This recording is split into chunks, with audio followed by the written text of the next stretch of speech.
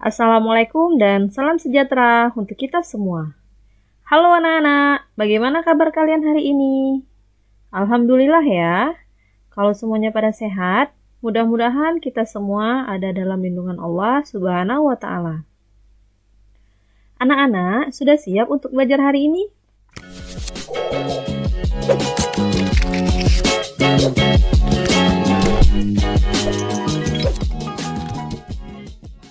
Selamat datang di channel Happy Edukasi, bertemu lagi dengan Ibu Fitri dalam tema 1, organ gerak hewan dan manusia, subtema 1, organ gerak hewan, pembelajaran ke-1. Materi ini untuk kelas 5. Sebelum mulai, anak-anak harus konsentrasi dan membaca doa belajar ya. Untuk melanjutkan materi, jangan lupa subscribe, like, share, dan komen, serta nyalakan lonceng notifikasinya agar tidak ketinggalan video terbaru Ibu Fitri. Tujuan pembelajaran yang ke-1, siswa dapat menyebutkan alat gerak hewan dan manusia. Yang kedua, siswa dapat menentukan ide pokok setiap paragraf dalam bacaan.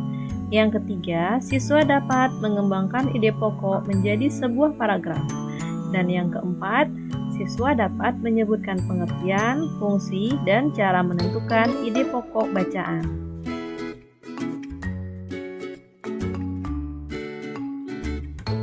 Coba anak-anak perhatikan dan amati gambar ini.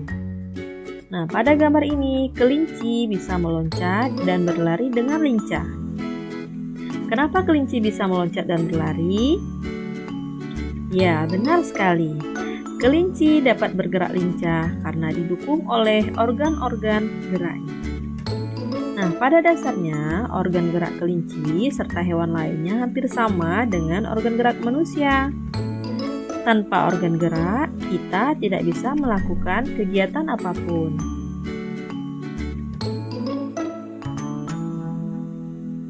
Salah satu ciri makhluk hidup adalah bergerak.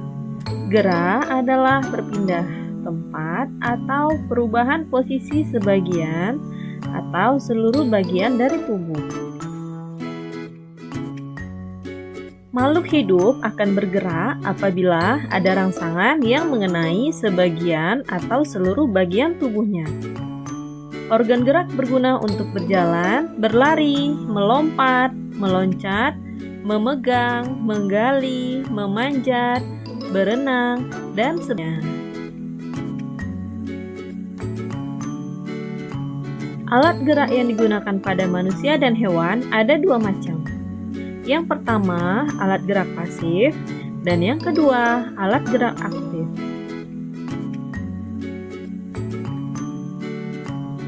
Alat gerak pasif berupa tulang. Tulang disebut alat gerak pasif karena tulang tidak dapat bergerak dengan sendirinya.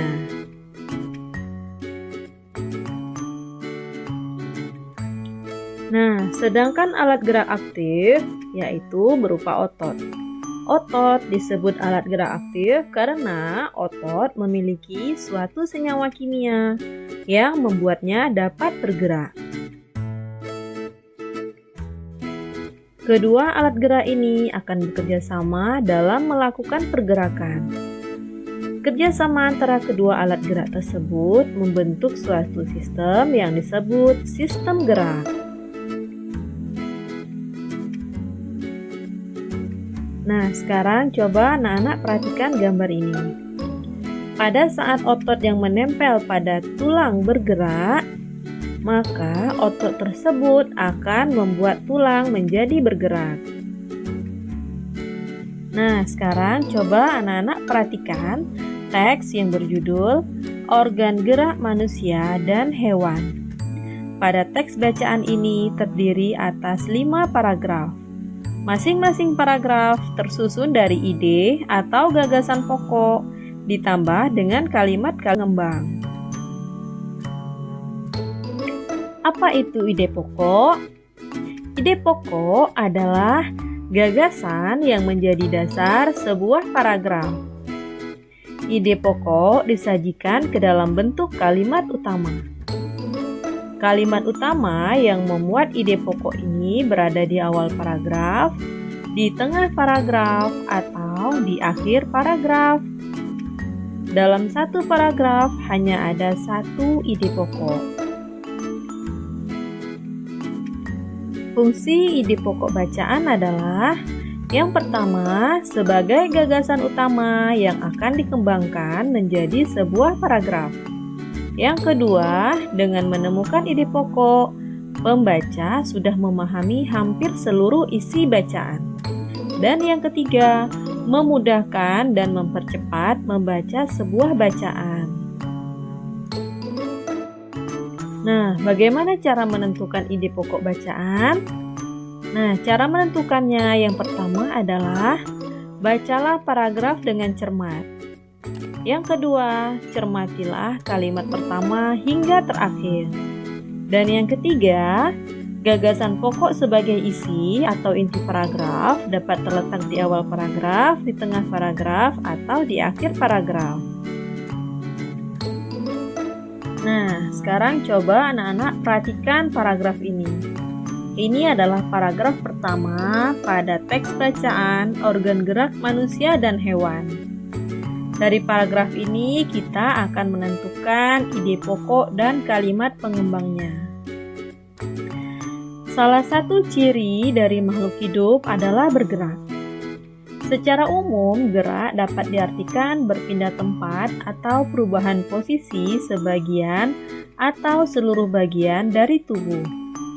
Makhluk hidup akan bergerak apabila ada rangsangan yang mengenai sebagian atau seluruh bagian tubuhnya.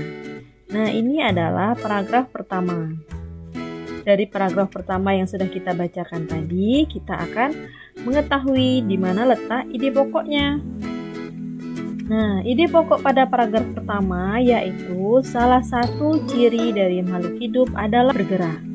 Jadi, ide pokoknya terdapat pada awal paragraf. Sedangkan kalimat pengembangnya adalah secara umum gerak dapat diartikan berpindah tempat atau perubahan posisi sebagian atau seluruh bagian tubuh makhluk hidup. Selanjutnya, pada paragraf kedua, gerak pada manusia dan hewan menggunakan organ gerak yang tersusun dalam sistem gerak. Organ gerak berguna untuk berjalan, berlari, melompat, meloncat, memegang, menggali, memanjat, berenang, dan sebagainya. Nah, pada paragraf kedua ini, ide pokoknya terletak pada awal paragraf, yaitu gerak pada manusia dan hewan menggunakan organ gerak tersusun dalam sistem gerak. Sedangkan kalimat pengembangnya adalah organ gerak berguna untuk berjalan, berlari, melompat, meloncat, memegang, menggali, memanjat, berenang, dan sebagainya. Selanjutnya, pada paragraf ketiga, organ gerak pada hewan dan manusia memiliki kesamaan. Alat-alat gerak yang digunakan pada manusia dan hewan ada dua macam, yaitu alat gerak pasif berupa tulang dan alat gerak aktif berupa otot. Kedua alat gerak ini akan bekerja sama dalam melakukan pergerakan. Kerjasama antara kedua alat gerak tersebut membentuk suatu sistem yang disebut sistem gerak. Ide pokok pada paragraf ketiga ini terdapat di awal paragraf, yaitu organ gerak manusia dan hewan memiliki kesamaan, yakni tulang dan otot. Sedangkan kalimat pengembangnya adalah kedua alat gerak ini akan bekerja sama dalam melakukan pergerakan. Selanjutnya, pada paragraf keempat, tulang disebut alat gerak pasif karena tulang tidak dapat bergerak dengan sendirinya. Tanpa adanya alat gerak aktif yang memengaruhi tulang, maka tulang-tulang pada manusia dan hewan akan diam dan tidak dapat membentuk alat pergerakan yang sesungguhnya. Walaupun merupakan alat gerak pasif, akan tetapi tulang mempunyai peranan yang besar dalam sistem gerak manusia dan hewan. Ide pokok pada paragraf keempat terletak pada awal paragraf, yaitu tulang merupakan alat gerak pasif. Nah, sekarang kita akan menentukan kalimat pengembangnya. Kalimat pengembangnya adalah, walaupun merupakan alat gerak pasif, akan tetapi tulang mempunyai peranan yang besar dalam sistem gerak manusia dan hewan. Selanjutnya paragraf terakhir, yaitu paragraf kelima. Otot disebut alat gerak aktif karena otot memiliki suatu senyawa kimia yang membuatnya dapat bergerak. Pada saat otot yang menempel pada tulang bergerak, otot tersebut akan membuat tulang bergerak.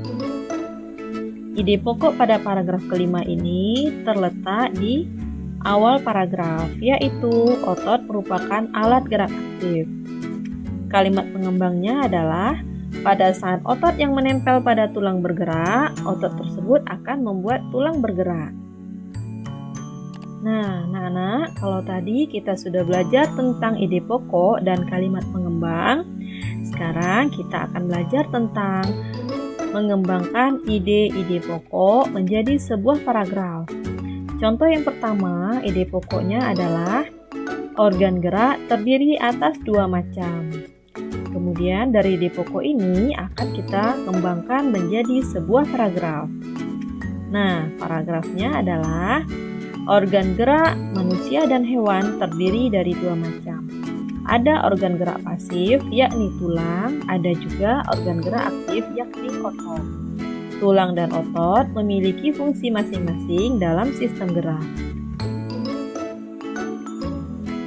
Contoh yang kedua, ide pokok paragrafnya adalah organ gerak banyak sekali fungsinya. Nah, dari ide pokok ini akan kita kembangkan menjadi sebuah paragraf, yaitu organ gerak banyak sekali fungsinya. Dengan organ gerak, kita dapat melakukan gerakan-gerakan dalam sehari-hari. Misalnya berjalan, berlari, memanjat, memegang, berenang, dan lain-lain. Nah, contoh selanjutnya, ide pokok paragrafnya adalah tanpa organ gerak, manusia tidak dapat bergerak. Nah, dari ide pokok ini akan kita kembangkan menjadi sebuah paragraf, yaitu tanpa organ gerak, manusia tidak akan bisa melakukan gerakan apa-apa. Manusia tidak akan bisa melakukan aktivitas sehari-hari. Hal tersebut dikarenakan organ gerak adalah sistem yang meneruskan perintah dari otak dalam mengendalikan gerakan-gerakan, baik gerakan-gerakan spontan karena adanya rangsangan dari luar maupun gerakan-gerakan terencana. Baiklah anak-anak, tadi kita sudah belajar tentang mengenal organ gerak manusia dan hewan. Kesimpulan pada materi kita hari ini adalah, yang pertama, alat gerak hewan dan manusia ada dua, yaitu alat gerak pasif berupa tulang dan alat gerak aktif berupa otot. Yang kedua, pengertian ide pokok adalah gagasan yang menjadi dasar sebuah paragraf. Yang ketiga, mengembangkan ide pokok menjadi sebuah paragraf dengan cara pahami dulu ide pokoknya, kemudian buat kalimat-kalimat penjelas. Setelah itu, tulis kalimat-kalimat tersebut dengan hal-hal yang berkaitan dengan ide pokoknya. Dan yang keempat, fungsi ide pokok, yaitu menjadi dasar pengembang paragraf.